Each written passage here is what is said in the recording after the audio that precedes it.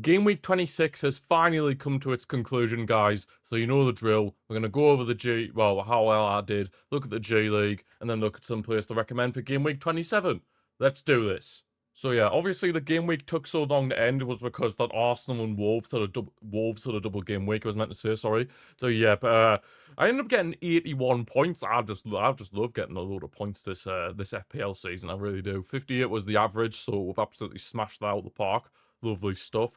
In terms of the team I had, of course, when it loads, we've got Pickford, who only got the 1 point, which was very unfortunate. James Hill, though, with 9 points. He is looking to be an absolute bargain. One of the masterstroke signings I've made of the entire FPL season. Saliba only got 1 point. Gabriel got 7 points across their double game week. So Saliba pretty poor, but Gabriel not too bad. Semenyo with 14 points. He has really settled into life at Man City superbly well. Declan Rice with 28 points over his double game week as my captain. That was a very good captain choice, I must admit. Rodgers with only 2 points. Same with Bruno Fernandes. Of course, the United Strand could not get his hair cut, so it was a shame for him. Haaland with only 5 points, and apparently he looks like he could be potentially have an injury, which would not be ideal. Certainly not ideal at all. Ekatike with 2 points only, unfortunately, and João Pedro got 10 points, so not too bad. João Pedro is clearly carrying the attack at the minute. Now on my bench, I had Roof, Salafir, James Justin, and Mukiele. Yeah, Sunderland players didn't really get to do much. And of course, they did lose that game to Liverpool. Very tight game, though, but unfortunately, narrowly just lost Sunderland. And they lost. I'm pretty sure they were the only team in the Premier League that were unbeaten at home up until that game against Liverpool. So to have it for that long as a newly promoted team and they lose it in like February. Fair play to them. Absolutely fair play. But yeah, if we have a look at the G League, once I've zoomed out, there we go.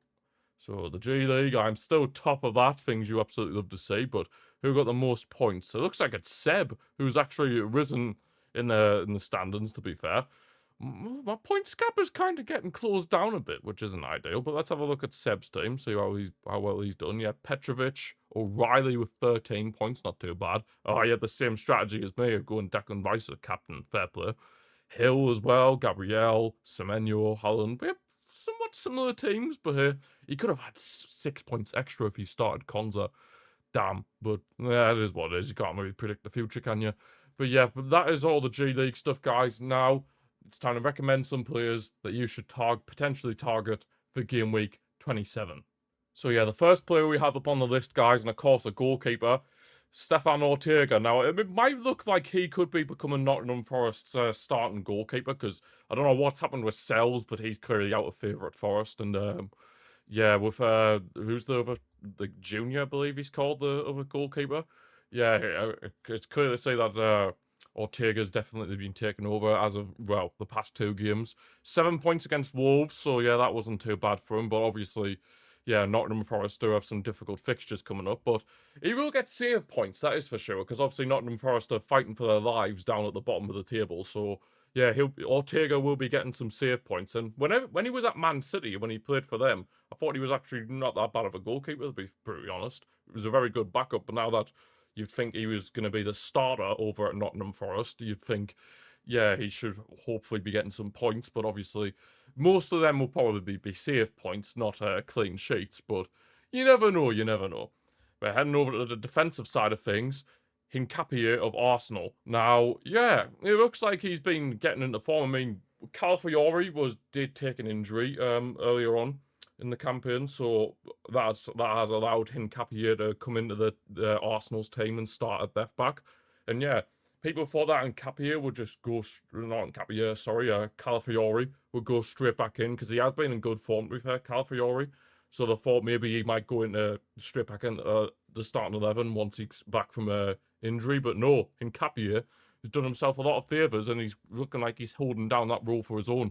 And he got 7 points against Brentford, 8 against Wolves. Not too bad, but of course, Arsenal did bottle both of them games, and are Arsenal going to bottle the Premier League title again? I guess time will tell, but yeah, overall, of course, he had a double game week, so he got 15 points overall in that double game week, so not too bad at all. And yeah, if Nkapia is going to be the starting left back for the future, and of course he can cover at centre back as well if there was an injury to Saliba or Gabriel or whatever, So yeah, Hincapié very versatile, and of course, I mean he is 5.1 million, so for Arsenal defenders it probably is on the cheaper side of things. But yeah, they've got Tottenham up next on North London derby. They should win that. Chelsea at home probably should win that as well. But with the form Arsenal being shown recently, you just don't know. Brighton away, they should be winning that one. Same with Everton. But then obviously they do have a blank in game week 31 because they've had the double game week in the game week just gone. So yeah, you have to keep that in mind. But for I'd say definitely against Tottenham because Tottenham are just a shambles. So yeah, I'd say definitely look at Hincapié if you want to. We're going over to Chelsea in the midfield. Cole Palmer. Now, yeah, it looks like he is back in form. 20 points against Wolves, 12 against Leeds. He's had 2 very good game weeks so far. I mean, even against Brentford in game week 22, got 9 points. So yeah, not too bad for him. And then they've got Burnley next. So if you've got Palmer in your team, I think you should be captaining them, if I'm being brutally honest, because Burnley just look like they're finished. Like them and Wolves, I'd say, are already down. It's just between who's gonna like finish 18th. But yeah, I'd say Captain Cole Palmer for this game against Burnley. I feel like you get good for your returns. Of course, few fixtures after that could be difficult for Chelsea. Arsenal away and Villa away.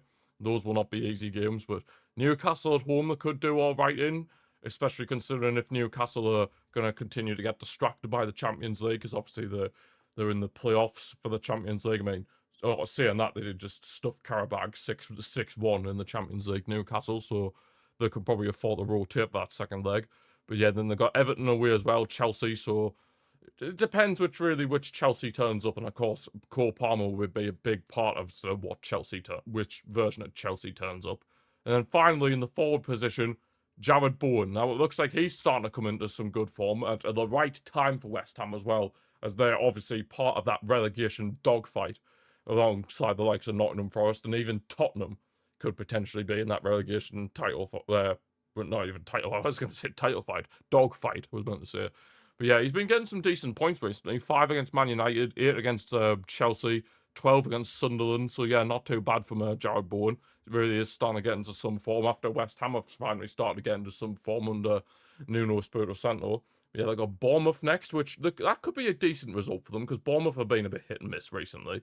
Liverpool away could be a bit difficult, but Fulham, that's definitely a one that could definitely target as well. I'd say they really need to be West Ham really need to be targeting those games against Bournemouth and Fulham, because against Liverpool, City, and Villa, they're going to really struggle in my opinion. But you never know; they could get something. But I just feel like those 2 fixtures against Bournemouth and Fulham are definitely the ones to target for them to get try and get maximum points from. So if they can get 6 from 6, then yeah, I feel like they'd be very happy with that. And of course, it would very much help them in their bid to try and stay up in the Premier League. And Jared Bowen is, of course, going to be one of the key pillars to that. But yeah, that's where we're going to leave this video for today, guys. Hope you have enjoyed it. If you have, feel free to give the video a like and subscribe to the channel if you're new. Thank you for watching, and let me know what you're planning for Game Week 27 and how you got on in Game Week 26.